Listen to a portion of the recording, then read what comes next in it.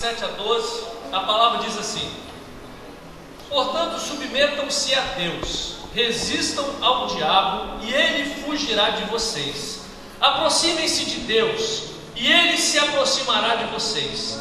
Pecadores, limpem as mãos, e vocês que têm a mente dividida, purifiquem o coração. Entristeçam-se, lamentem-se e chorem. Troquem o riso por lamento e a alegria por tristeza. Humilhem-se diante do Senhor e Ele os exaltará. Irmãos, não fale mal uns dos outros. Quem fala contra o seu irmão ou julga o seu irmão, fala contra a lei e a julga. Quando você julga a lei, não a está cumprindo, mas está se colocando como juiz. Há apenas um legislador e juiz, aquele que pode salvar e destruir. Mas quem é você para julgar o seu próximo? Amém. Meus queridos, a palavra dessa noite é uma palavra muito simples, mas é um encargo que Deus colocou no meu coração. Eu queria falar sobre 10 mentiras que o diabo tem sussurrado nos nossos ouvidos, tem usado pessoas para falar conosco. E a palavra de Deus diz algo interessante. A palavra de Deus diz que nós devemos resistir ao diabo. O que vai acontecer? Ele vai fugir de nós. Então o meu papel é o quê? Resistir. Se você resistir, ele vai ter que fugir. É uma promessa da Bíblia. A promessa de Deus é: resista.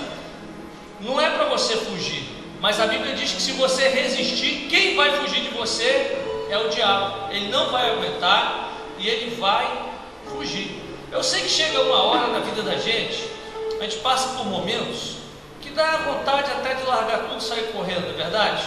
Dá vontade de sair, dá vontade de parar de liderar a célula, dá vontade de parar de discipular, dá vontade. A gente chega num ponto que nós somos humanos e os ataques do inimigo, eles vêm com tanta força sobre as nossas vidas, e muitas das vezes nós nos enfraquecemos. E fica difícil orar, difícil liderar uma célula, difícil dizimar. Isso acontece conosco, mas a orientação de Deus é que nós devemos resistir e que no final quem vai fugir é Ele. E Ele vai fugir, sabe de quem? É de você e de mim. Glória a Deus por isso. Amém? João 8, versículo 44, a Bíblia diz assim: vocês pertencem ao pai de vocês, o diabo, e querem realizar o desejo dele. Ele foi homicida desde o princípio e não se apegou à verdade, pois não há verdade nele. Quando mente, fala a sua própria língua, pois é mentiroso e pai da mentira. Sabe como é que o diabo fala mentira? Ele não vai aparecer um anjo para falar para você, ele vai sussurrar no seu ouvido, ele vai te atacar de todos os lados para que você perca força, para que você desista. E chega momentos na vida que nós vemos as pessoas acreditando naquilo que o diabo tem dito, e alguns dizem o seguinte: não vou conseguir, tenho que parar, a minha vida tem que dar uma nova guinada. Eu separei 10 mentiras que o diabo fala aos nossos ouvidos. Sabe qual é a primeira mentira? A primeira mentira que o diabo diz, ele fala o seguinte: eu não tenho tempo. A gente ouve as pessoas falando isso o tempo todo, né? Pastor, eu não tenho tempo. Eu não tenho tempo, pastor. Não tem como eu liderar uma célula. Pastor, não tem como eu abrir a minha casa para receber uma célula. Pastor, eu não tenho tempo para participar do evangelismo. Eu não tenho tempo para fazer a obra de Deus. Quantas vezes eu ouço isso, gente? Imagina, ouço isso direto: eu não tenho tempo, não dá. Mas quando você vai lá na palavra de Deus em Mateus, abra sua Bíblia lá, Mateus capítulo 16, versículo 26, a Bíblia diz assim: pois que adiantará o homem ganhar o mundo inteiro e perder a sua alma? Ou que o homem poderá dar em troca da sua alma? O que adianta você ter a cozinha limpa e perder a sua alma? O que adianta você ter tempo para fazer musculação e perder a sua alma? O que adianta você fazer um MBA na faculdade e perder a sua alma? O que adianta a hora extra e perder a sua alma? Isso tudo é para justificar a mentira do diabo. Não tenho tempo. Não tenho tempo para ler a Bíblia, não tenho tempo para investir em Deus, mas quando você abre a Bíblia em Mateus capítulo 6, versículo 33, a Bíblia diz assim: busquem, pois, em primeiro lugar o reino de Deus e a sua justiça, e todas essas coisas lhes serão acrescentadas. É interessante que esse texto de Mateus capítulo 6, Jesus ele está falando sobre as vicissitudes da vida. Ele fala sobre roupa, sobre comida, ele fala sobre essas coisas. Ele diz: olhai as aves dos céus, não semeiem nem colhem, contudo o vosso Pai Celestial as alimenta. Ele diz: olhai os lírios do campo, não tecem nem fiam, contudo nem Salomão com toda a sua riqueza se vestiu igual a eles. Aí no final o que Jesus diz? Buscai primeiro o reino de Deus e a sua justiça, e todas as demais coisas. Sabe quais são as demais coisas? Roupa, comida, lazer, tudo será o quê? Acrescentado. Tem muita gente ocupada com tanta coisa e não está ocupado com a coisa mais importante, que é fazer a obra de Deus, que é fazer a vontade de Deus. Meus queridos, nós temos que viver para a eternidade. Nós não podemos viver para esse mundo. Esse mundo vai passar, esse mundo ele vai acabar. Mesmo que o mundo leve mais 1 bilhão de anos para acabar, daqui a 100 anos onde você vai estar? A mais jovem criança desse recinto, daqui a 100 anos, não vai estar mais aqui nessa terra, mas está morto, não é verdade? E o que você produziu vai ficar para quem? Vai ficar aí. Agora o que você fez para a eternidade, você vai gozar no céu da eternidade. Tem muitas pessoas com tempo para assistir filme, novela, tem mais tempo para novela do que para compromisso com Deus. Gente, nesse texto tem uma promessa. Abra lá sua Bíblia, Mateus 6,33, olha a promessa que está no texto. Busca, pois, em primeiro lugar o reino de Deus e a sua justiça. E olha a promessa: todas as demais coisas lhe serão o quê? É uma promessa de Deus.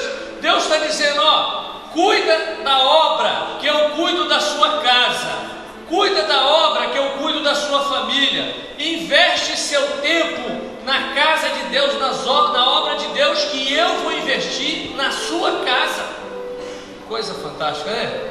Você investe para Deus e Deus investe em você. E é retorno garantido. É uma promessa de Deus. Está aqui um contrato. Deus não pode ir contra o contrato dele. O oposto do que eu não tenho tempo é dizer: eu tenho tempo sobrando. Isso acontece muito com a juventude, né? Porque o jovem, ele crê que ele tem tempo, tem muito tempo. E essa é uma mentira do diabo. O diabo diz que nós temos todo o tempo do mundo, mas a Bíblia diz diferente. Abra sua Bíblia em 1 Pedro 1,24. Olha o que a palavra de Deus diz, 1 Pedro 1,24. Diz assim: pois toda a humanidade é como a relva, e toda a sua glória é como a flor da relva. A relva murcha e cai, e cai a sua flor, mas a palavra do Senhor, essa permanece para sempre. 1 Pedro está dizendo que o tempo é curto.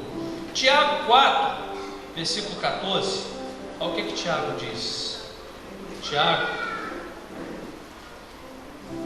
4,14 diz assim: vocês nem sabem o que lhes acontecerá amanhã. O que é a sua vida? Vocês são como a neblina que aparece por um pouco de tempo e depois se dissipa. 1 João 2,17 também fala sobre isso. Meus queridos, a moda passa, o modismo do mundo passa, o prazer que você está lutando para conseguir aquele curso vai chegar até o dia da formatura. Sábado nós vamos ter a formatura aqui da irmã Luciene. Foram quantos anos? 4 anos ali na faculdade. Ela sabe quanto custou isso. Quantas noites, quantas horas de sono. Mas depois da formatura vai ficar: consegui, acabou. Já passei por isso algumas vezes. As coisas vão passando. Você luta para comprar aquele carro. Sabe quanto tempo dura o prazer do carro zero? Um amigo meu disse que é até você achar o primeiro arranhão. Você acha o primeiro, por isso que eu não gosto de lavar carro, porque toda vez que você lava o carro, você acha um arranhão novo. É o prazer que durou. ou quando vem a conta, né, a prestação para você pagar. Então tudo isso passa, tudo isso está passando. Por isso nós não temos tempo, o tempo é hoje. O tempo de fazer para Deus é agora, não é amanhã, não é depois da manhã. Nós não temos tempo sobrando. A Bíblia diz em Apocalipse 12:12: alegrai-vos, ó céus, e os seus moradores, mas ai da terra e dos seus moradores, porque o diabo foi lançado até vós com pouco tempo e com grande ira. O diabo está furioso, ele sabe que ele tem pouco tempo para agir. Terceira mentira que o diabo diz é assim: ninguém vai me ver, ninguém vai ver o que eu estou fazendo, só eu na internet, ninguém está vendo. Meus queridos, isso é mentira do diabo. A Bíblia diz que os olhos do Senhor, eles estão sobre toda a terra. Sabe por que eu estou seguro e protegido? Porque Deus me protege, porque Deus me guarda, mas o meu Deus me vigia. E as câmeras do Senhor, o Big Brother de Deus, você tem uma novidade para você: não é só Deus que está acessando, não. O diabo também sabe tudo que você está fazendo, tudo. Ele está vendo tudo, e ele vai anotando tudo para depois te acusar daquilo que você está fazendo. Às vezes você pensa: a mamãe não está vendo, o papai não está vendo, o pastor não está vendo, e nem estou mesmo. Mas, meus queridos, nós não podemos ter uma vida dupla. Não há privacidade aos olhos de Deus. Não existe vida escondida aos olhos de Deus. Teve um homem chamado Davi, rei. Davi era um rei. E a Bíblia diz que um dia Davi, ele estava no terraço da sua casa e ele contemplava as coisas que estavam em volta. E ele viu uma mulher se banhando no terraço da casa, Betseba. E ele desejou, ele era rei, mandou trazer a mulher, se deitou com ela. E o que acabou acontecendo? Essa mulher engravidou. E ele acreditou, estava tudo bem, armou uma cilada, acabou fazendo com que o marido dessa mulher morresse, e ele achou que estava tudo bem. Mas o que aconteceu?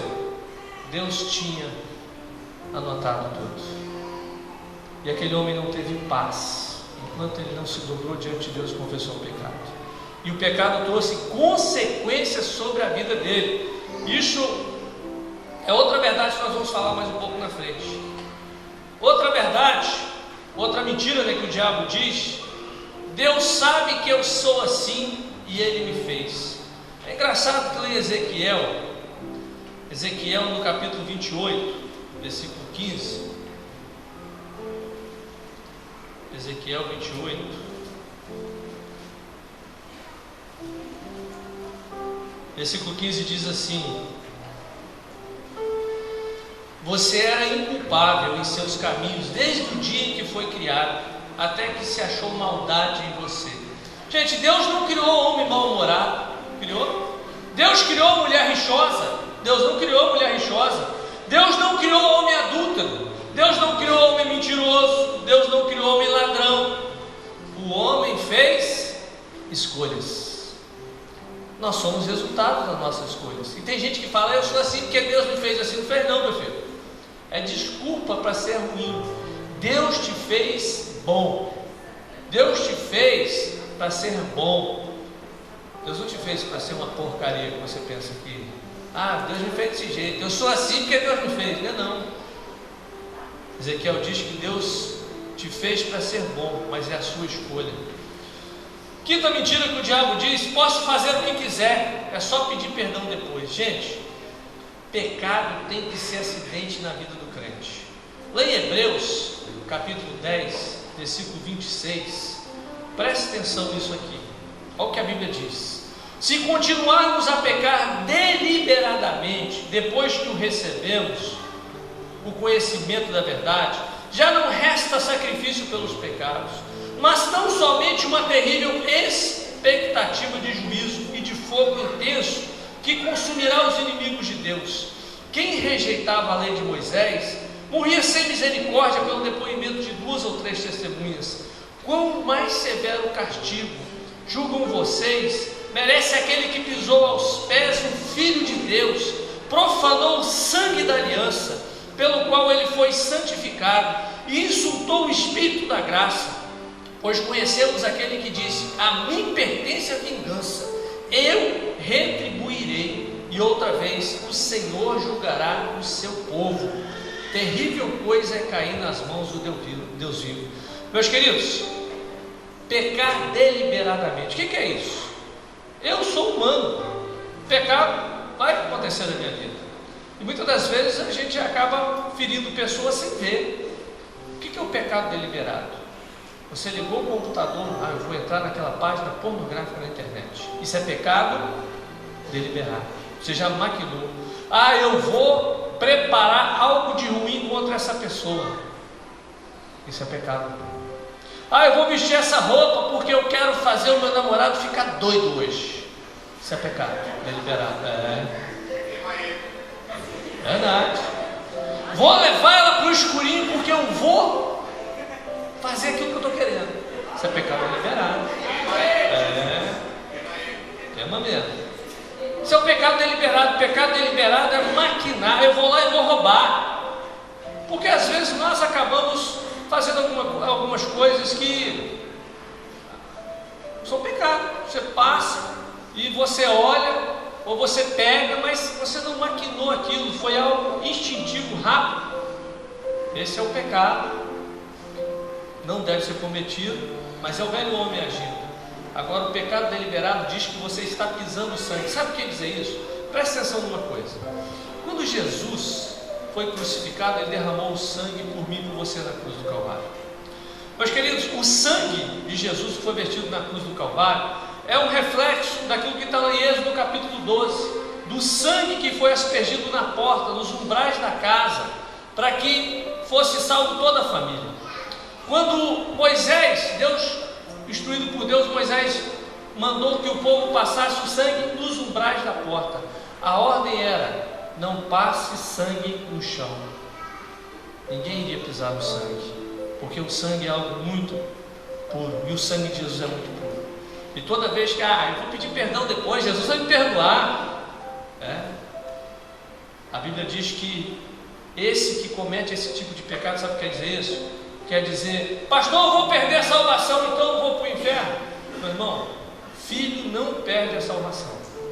Quem é salvo, aceitou Jesus, vai perder a salvação por isso, mas a mão de Deus vai pesar sobre essa pessoa. Sabe o que é a mão de Deus pesar sobre a vida dessa pessoa? Enfermidade. Quantas pessoas padecem de enfermidade na alma, enfermidade física, enfermidade nas finanças, enfermidade nos relacionamentos?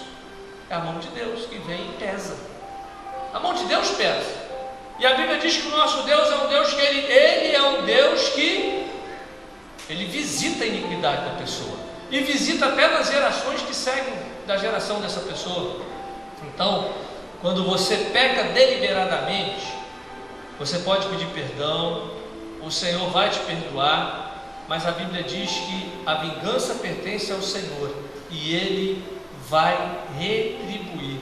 Por isso, meu filho, não premedite o pecado, se afaste de quem lhe faz pecar. Cuidado com as suas roupas, com as suas palavras. Se essa pessoa que anda com você, se você tem um amigo que só te leva para fazer coisa errada, não é amigo. Amigo tem que te levar você para fazer coisa boa. Se você namora uma pessoa, o camarada não te respeita, só fica passando a mão em você em tudo quanto é lugar, isso é namorar? Quer levar você para pecar? Vai dar certo esse casamento no futuro? Vai dar não, gente. Aprendam uma coisa comigo, jovens. Eu falo por experiência minha. Nós queremos a felicidade de vocês.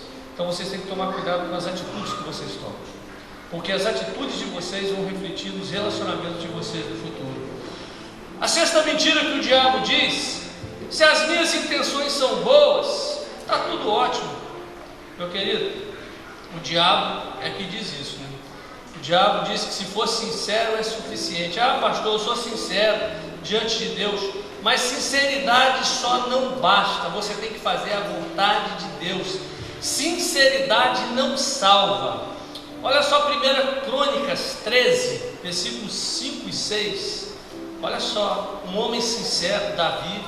Davi estava fazendo uma coisa boa. Ele foi buscar a arca e foi levar a arca até Jerusalém. Olha só o que aconteceu. 1 Crônicas 13, 5 em diante. Então Davi reuniu todos os israelitas, desde o rio Sior do Egito até Lebonate, para trazerem de Quiriate a arca de Deus. Davi e todos os israelitas foram a Balaá, que é Quiriate, em Judá, para buscar a arca de Deus, o Senhor, que tem o seu trono entre os querubins, a arca sobre a qual o seu nome é invocado. Da casa de Abinadab levaram a arca de Deus num carroção novo, conduzido por Uzá e Aiô. Davi e todos os israelitas iam dançando e cantando com todo o vigor diante de Deus, ao som de harpas, liras, tamborins, símbolos e cornetas. Quando chegaram à eira de Guidom, Uzá esticou o braço e segurou a arca, porque os bois haviam tropeçado. A ira do Senhor acendeu-se contra Uzá, e ele o feriu por ter tocado na arca. Uzá morreu ali mesmo diante de Deus. Gente, Uzá estava fazendo uma coisa boa. Ele estava bem intencionado, a arca ia cair. O que ele fez? A boa intenção dele era o quê?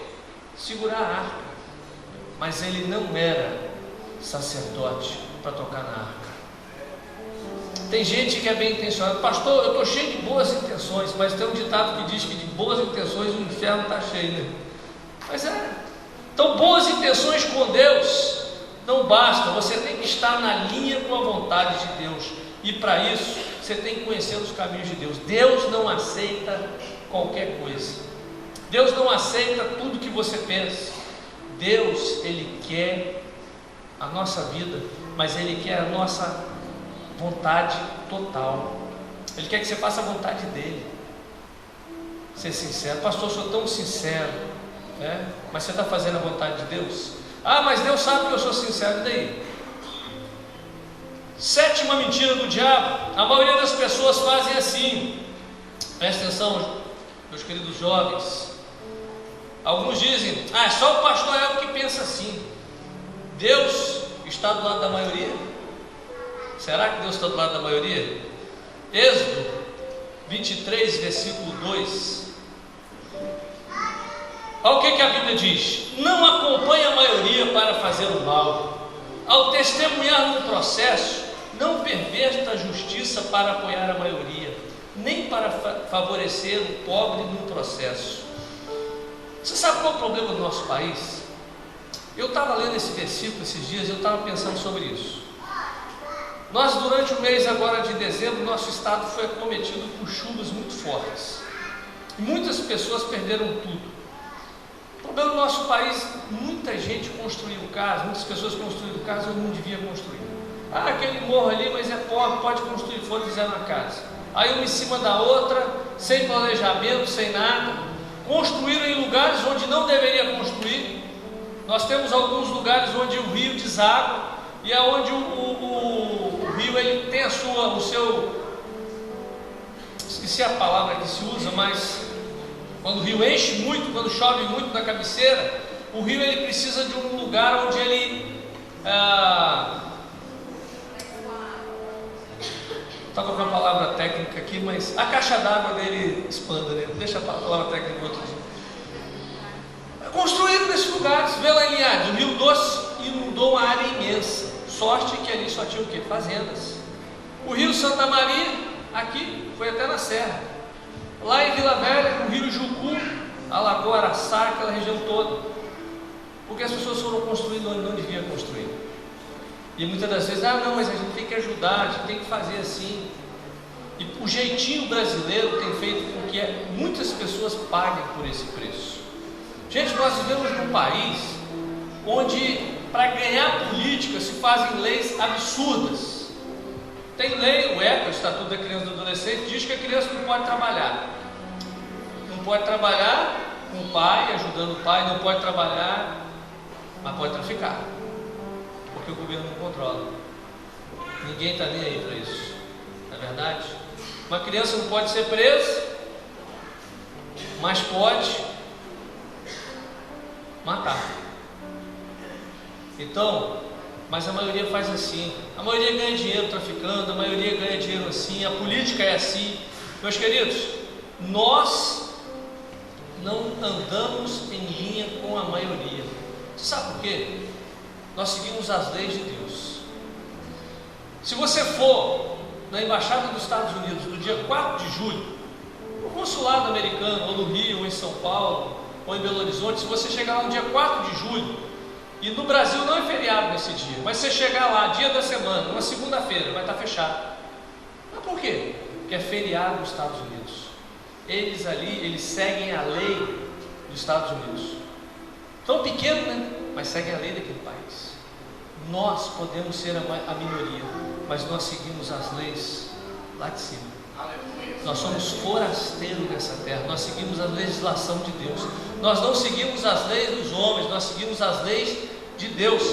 É interessante que Elias, lá em 1 Reis capítulo 18, 19, Elias é chamado de perturbador de Israel. Sabe por quê? Ele era diferente. Ele não seguia a voz da maioria. Ele era diferente. Então muitas das vezes você vai ser chamado de perturbador, porque a sua célula incomoda, o pessoal está cantando na sua casa. Você vai ser chamado de perturbador porque você fala de Jesus, porque você testemunha. Mas nós somos chamados para fazer a vontade de Deus.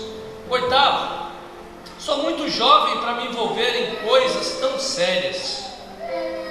Interessante que muitos jovens pensam o seguinte: depois eu vou fazer isso, né?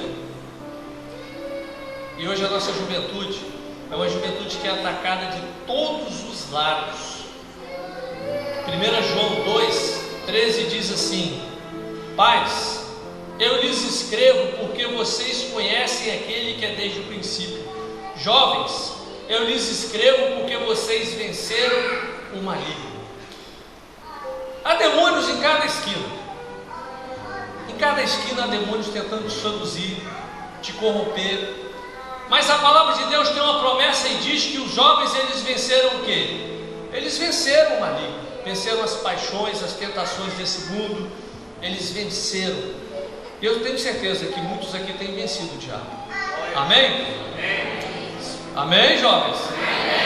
Se ainda não está vencendo, comece a passar o sangue de Jesus sobre a sua vida, que você vai vencer o diabo. A palavra diz, né? Você resiste, ele vai fugir de você. Você não pode ficar parado, esperando. Você tem que resistir. 1 Timóteo 4,12 diz assim: ninguém o despreze pelo fato de você ser jovem, mas seja um exemplo para os fiéis na palavra, no procedimento, no amor e na fé. Então, jovem, você tem que ser um exemplo em tudo aquilo que você faz. Então, quase terminando. Nona mentira do diabo: já sou velho, fiz a minha parte, dei a minha contribuição. Essa é outra coisa que eu ouço muito: ah, pastor, estou cansado, chegou a minha hora agora de aposentar. Meu irmão, isso é mentira do diabo. Você chegou na melhor fase da sua vida. Você está maduro, você está preparado. E a Bíblia diz que os anciões, eles deveriam estar onde? Como pilastro da igreja. Eles devem estar. Aí você, pastor, mas quem é que é velho? Não vou dizer, né, qual a idade que é velho, senão depois eu posso apanhar lá fora, né? Mas um pouco acima da minha idade já começa a entrar na fase adulta, né? Porque eu ainda estou na fase jovem, né? Então acima de mim já começa a entrar na fase adulta. Aí você já calcula para saber quem está ficando velho, né? Mas, meus queridos, Tito capítulo 2 versículo 3 diz assim, ó: semelhantemente ensine as mulheres mais velhas a serem reverentes na sua maneira de viver, a não serem caluniadoras, nem escravas a muito vinho, mas a serem capazes de ensinar o que é bom. Sabe o que está dizendo aqui? Que as mulheres mais maduras, elas têm que ser discipuladoras das mais jovens. Que os homens mais maduros têm que ser o quê? Discipuladores. Porque muitas das vezes, pastor, o que eu vou fazer na igreja? Você pode ajudar a passar conhecimento para essa geração. É muito fácil você chegar com um adolescente e você dar uma bronca com ele, né? Mas agora é mais interessante você chamar ele, vamos ali tomar um açaí, vamos ali bater um papo. Conhecer a realidade deles, porque brigar não vai resolver nada. Agora, quando você se aproxima, você consegue cativar a pessoa e você consegue fazer com que ele realmente conheça as verdades de Deus.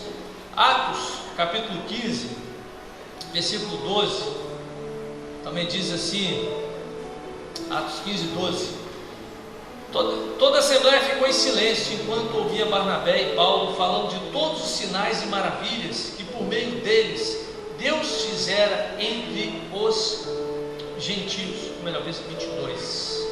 Então os apóstolos e os presbíteros, com toda a igreja, decidiram escolher algum dentre eles e enviá-los a Antioquia, com Paulo, Barnabé, e escolheram Judas, chamado Barsabas, e Silas, 2 líderes entre os irmãos.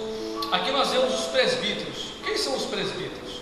Os presbíteros são as pessoas mais maduras na igreja. São pessoas que a igreja tem que aprender a ouvir, e o presbítero tem que entender que a função dele na igreja é o quê? É ser coluna, é ensinar. E a última mentira que o diabo diz, né? Não adianta pregar para ele. Meus queridos, essa é uma mentira do diabo. Tem gente que fala o seguinte: eu não prego mais para fulano não, pastor, aquele lá não tem mais jeito, aquele lá não ouve, aquele lá nunca vai se converter, aquele ali nunca vai mudar, aquele não tem mais jeito para a vida dele. Mas Paulo, ele diz que ele era o mais terrível dos pecadores. Deus converteu Paulo. Você sabe por quê? Porque quem converte é Deus através do Espírito Santo. Não é você, não sou eu, é Deus através do Espírito Santo. E Lucas 1,37 diz assim: pois nada é impossível para... Nada é impossível para quem? Para Deus.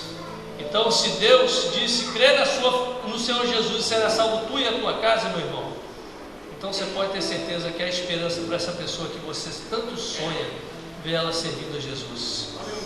1 Coríntios 6, versículo 9, olha só a lista. Vocês não sabem que os perversos não herdarão o reino de Deus? Não se deixem enganar, nem imorais, nem idólatras, nem adúlteros, nem homossexuais, passivos ou ativos, nem ladrões, nem avarentos, nem alcoólatras, nem caluniadores, nem trapaceiros herdarão o reino dos céus. Assim foram alguns de vocês, mas vocês foram lavados, foram santificados, foram justificados no nome do Senhor Jesus. Se a gente perguntasse aqui, quem era dessa lista aqui? Eu creio que um monte ia levantar a mão, né? Deus não te salvou, meu irmão? Ele não te encontrou? Então há esperança para as outras pessoas. Então não aceite as mentiras do diabo. Resista. E ele vai fazer o quê? Vai fugir. Vai fugir de você. Vai fugir da sua casa e da sua vida, se você resistir ao diabo. Vamos orar. Tapa os seus ouvidos para a voz do diabo e só ouça a voz de Deus. E a voz de Deus é: agindo eu, quem impedirá? Vamos orar. Pai, eu quero te agradecer pela tua palavra. E ó Pai, nessa noite eu preguei para pessoas que estão cansadas, pessoas que estão desanimadas, tristes, mas o teu Espírito, ele renova as nossas forças. E ó Pai, nós não somos nada sem o teu Espírito. Nós não podemos nada sem o teu poder sobre nós, Pai. Por isso, Espírito Santo de Deus, vem sobre a tua igreja, vem sobre nós, traz um renovo sobre as nossas vidas, renova as nossas forças, levanta aquele que está abatido, aquele que está triste, aquele que tem ouvido a voz do diabo dizendo que ele não pode, que ele não vai. Mas a tua palavra diz que nós somos mais do que vencedores. Por isso, Pai, que o nosso coração venha se encher com a tua palavra, e que nessa noite nós venhamos recobrar, Pai, o nosso ânimo, e que nós venhamos dizer que só o Senhor é Deus sobre a nossa vida, que só o Senhor é Deus sobre a nossa casa, que só o Senhor é Deus sobre a sua igreja, e ó Pai, só o Senhor é Deus sobre esse bairro.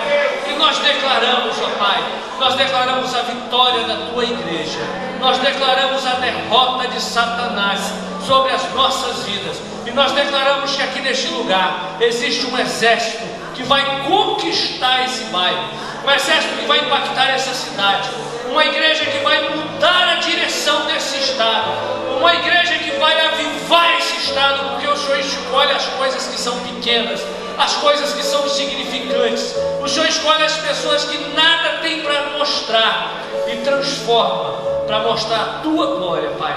Por isso vem e mostra a tua glória sobre as nossas vidas, para a tua honra e glória, Jesus. Aleluia! Glória a Deus! Amém.